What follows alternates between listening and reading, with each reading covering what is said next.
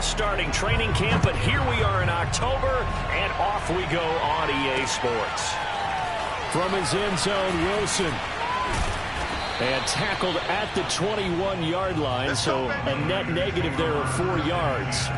The 49er offense coming out here for the first time, led by their quarterback, Jimmy Garoppolo. Garoppolo, 5th season with the 49ers, 8th overall in the National Football League. Okay, I thought there was something to build on in last week's game by his performance. I thought he played fairly well overall. The numbers won't knock your socks off. 2 touchdown passes and an interception. The bottom line, though, they lost. Yeah. How does he eliminate that 1 interception, continue to take care of the ball, and maybe increase the number of times he puts the ball in the end zone with a receiver?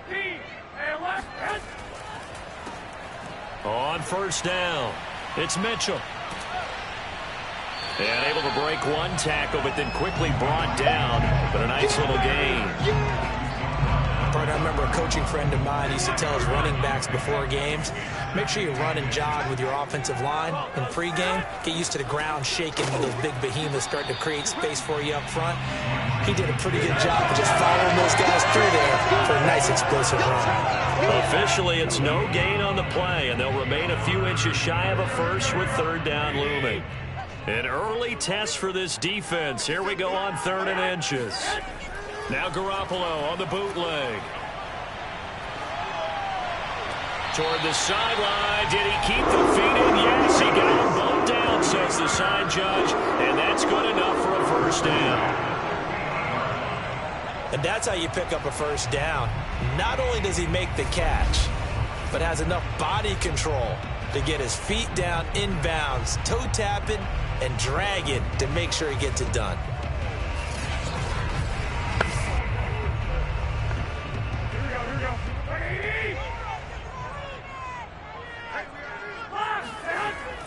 They'll run on first down. It's Mitchell. Ooh, with a juke. And he's able to get this one down to the 40-yard line. They did tell us they wanted to establish the ground game early, didn't they? They did, and a small sample size that we've seen so far, but pretty good return. Yeah, you got to like that. They've strung together a couple of first downs, established what they wanted, the running game. And guess what? They also got their lead guy running it pretty well, too. Right back to him on first down. No dice this go-around. He's hit behind the line and taken down. 2 yards the loss, 2nd and 12.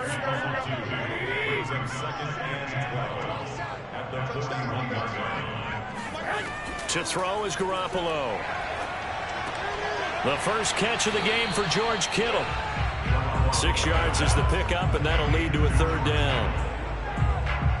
Not a big window to throw. Coverage wasn't too bad there. Yeah, they had him under wraps pretty well, but somehow able to muscle his way open and catch the ball. And the throw there going to be incomplete. Yeah, it's still early in the game. No sense taking a chance on 3rd down and forcing one into traffic. So I like the wise play he made there. Get it to the sideline out of bounds where no one's going to have a chance at it. The kick by Gold is good. And the 49ers take a 3-0 lead. They were probably hoping to get him a little bit closer for a shorter field goal, but he was able to get it done from deep. Nice little tester for him to begin things, huh? I think he was open for a little bit more of a chip shot. Instead, they made him stretch it out a little bit, but he's got to feel great now that he put it through the pipes. Now it's Gold after splitting the uprights to kick this one away. And it'll come out to the 25 as he will not attempt to return. Here come the Seahawks and their offense now under veteran head coach Pete Carroll. They're led out by their 3rd-year quarterback from Missouri, Drew Lock. And it's funny how we always talk about how analytics are starting to creep into the game. One analytic that's been there for a long time, teams that start 0-3,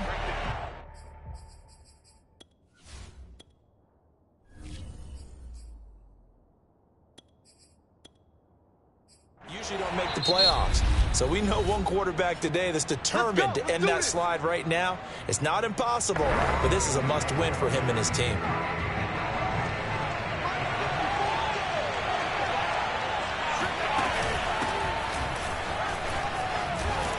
And they're able to get this one across the 35. Here we go. Here we go.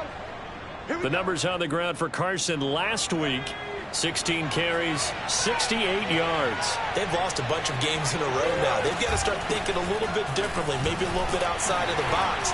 Find other ways to move the football. I don't know if you're going to do it through the air or maybe change up how you establish your run game. The last run got 3. Now here's 2nd and 7. Here's Smith.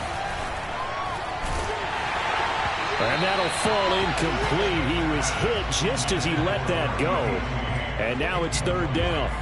They head to the line facing a 3rd and 7 following the incompletion on 2nd down. Here's Smith dancing to his left. And that is incomplete. So the defense able to get off the field here on 3rd down. It's one of the goals of the game. They've got to be effective on passing downs. It's one of the few things defenses chart. How did we do on 3rd down? That's a nice start for them in this one. It'll be a 41-yard punt, given 5 on the return. And the Niners will go on offense, 1st and 10. Back out there comes the 49ers offense, ready for their 2nd drive. Early on, you know, Charles, every game could be called a measuring stick game. But I think when it comes within your division like this, it's a measuring stick game with a little extra intrigue. I would agree with that totally because all division games have a little extra to them. But I like where this game is situated because at this stage of the season, it has that little extra juice, but at the same time, it's not a make or break if this were, let's say, week 15, 16, somewhere in that neighborhood. Here's a 2nd and 5 now from the 25. Now a handoff here to his running back. And he'll fight forward to about the 27-yard line. Well, this rivalry, Charles, the Seahawks and Niners, really one of the best in the NFL. So many great games in the last decade or so between these two. Where does this one rank for you in terms of best rivalries of, you know, let's say, the 21st century? I'm so glad you phrased it that way because we look back on some of the best rivalries in the NFL. We're talking about traditional rivalries like Bears-Packers. But here in the 21st century, it's hard to beat Seahawks and Niners because when they get together, you're often playing for division titles, positioning in the playoffs, and chasing the Super Bowl. Similar to Ravens and Steelers, two of the best rivalries in the NFL.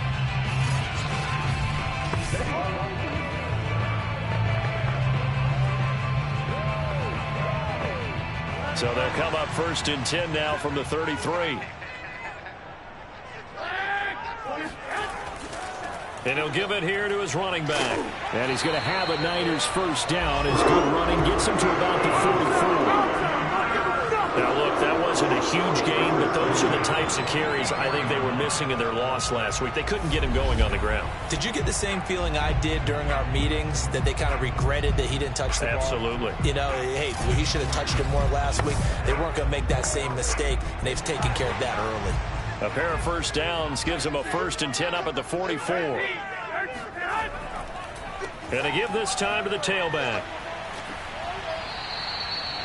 It'll be a gain of 3, and it also takes us to the end of the 1st quarter of play.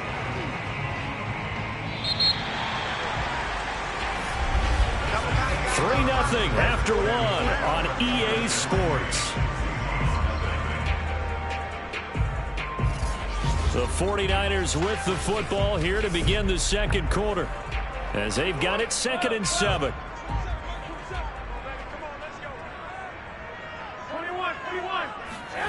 Looking to throw. Garoppolo.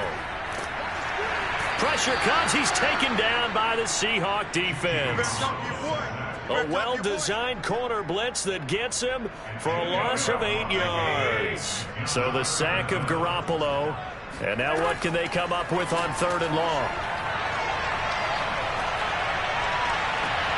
They take a shot downfield there, but it winds up falling incomplete. Nice play there to force the incompletion. And to me, one thing's for sure.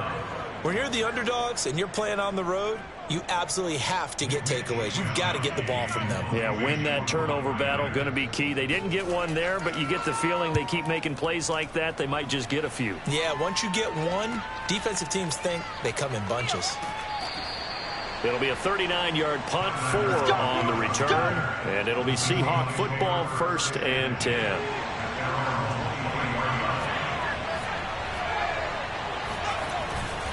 They'll start out on the ground with Carson. And he got blown up on that play. Back at the 20. That's going to wind up a loss of a full 3 yards on first down. Now on 2nd and 13. Smith buying time to his left. And all the way inside the 35 before he goes out of bounds. A big play there on the scramble. We know he's got the arm, but watch out for those wheels. Kind of harkens back to guys they used to call the scrambler and the dodger. This guy can make it work with his legs. Field opened up. He took advantage.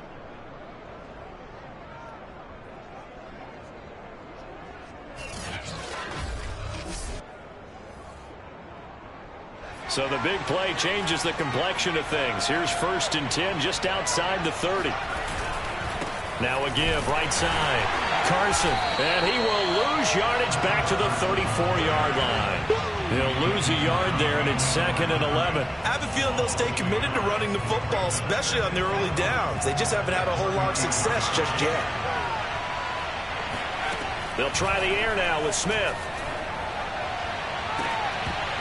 And it's incomplete. Took a shot, couldn't connect. Basically, you're not going to outwork 2 guys very often. Double coverage. I thought he was going to go somewhere else with the football.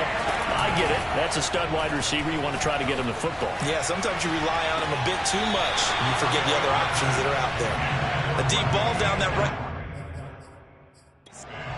Pete Carroll none too pleased with that last call. He's going to throw out the challenge flag. And we'll get a moment here as they look this one over. Yeah, remember now, the call on the field is what they'll stick with unless they have clear video evidence to the contrary. And I give these officials a lot of credit. Such a tough and demanding job. You and I both know that. Yeah, they make the right call way more often than they get it wrong.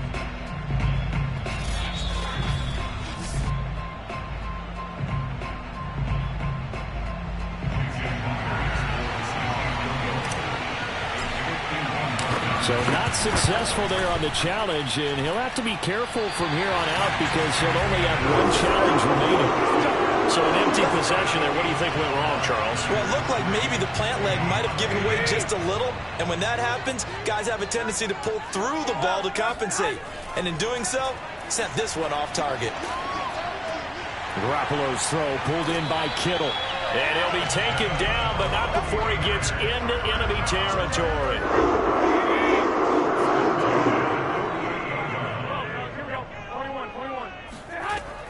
On first down, Mitchell. And he sneaks his way forward only for a couple here. 2nd down. Certainly a nice job there by the defense rallying to the football and getting him on the ground, but I think the play gets made by the defensive front because if they can't get upfield, their job is to go ahead and get low, almost get into a ball sometimes, stack things up, and make it difficult for the runner to find a hole. The Niners on 3rd down. They've hit 2 for 4 thus far. This is 3rd and 8. And it's complete to Mitchell. And he is going to have a 49ers first down as they're able to get the 3rd down conversion. This offense finding its legs now. Here's another 1st and 10. One of my old teammates called me the other day when he was watching the game. He's like, man, try to watch an NFL game and trying to account for their passing game. That's difficult. And just when you think you get everything covered, here comes a back out of the backfield. And in this case, he picks up a first down. 49ers with their first trip to the red zone thus far. 1st and 10 at the 19. Garoppolo now. The tight end Kittle has it on the left side. Touchdown! George Kittle, his 4th touchdown on the year. And the 49ers add on to their lead.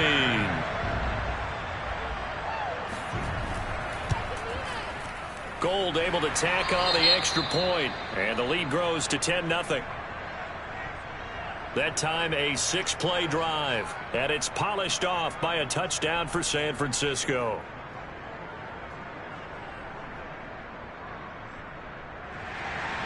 After the touchdown, it's Robbie Gould now to kick it away. Taking it about the 1. And beyond the 20, but not by much. In fact, just a yard pass there to the 21. Well, the ball now going back over to the Seattle Seahawks offense. Last time out, they had that long 50-plus yard field goal that they missed.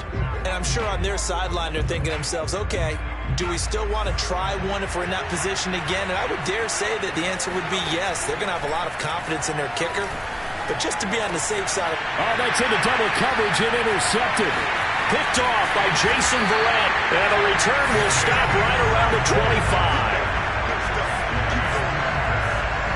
Yeah, he's just trying to throw this ball into the hole in the zone, but those windows...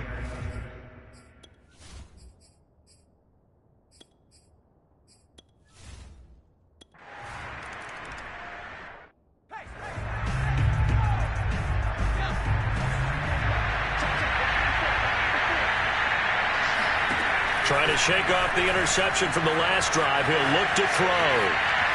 And he will not make it back to the line of scrimmage as he's going to be taken down.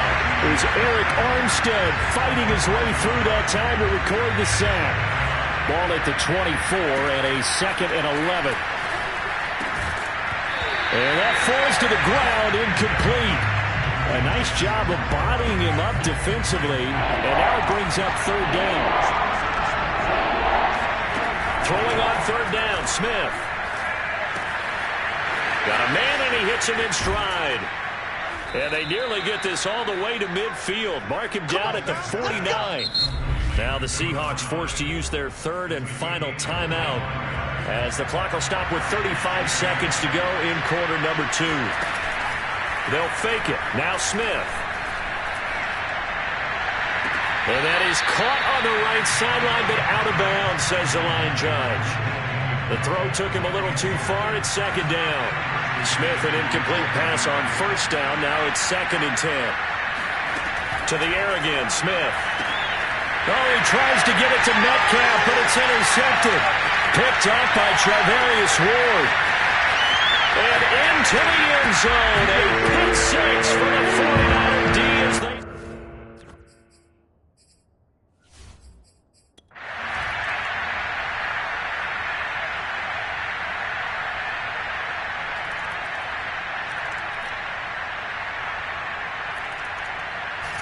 So the victory here for San Francisco.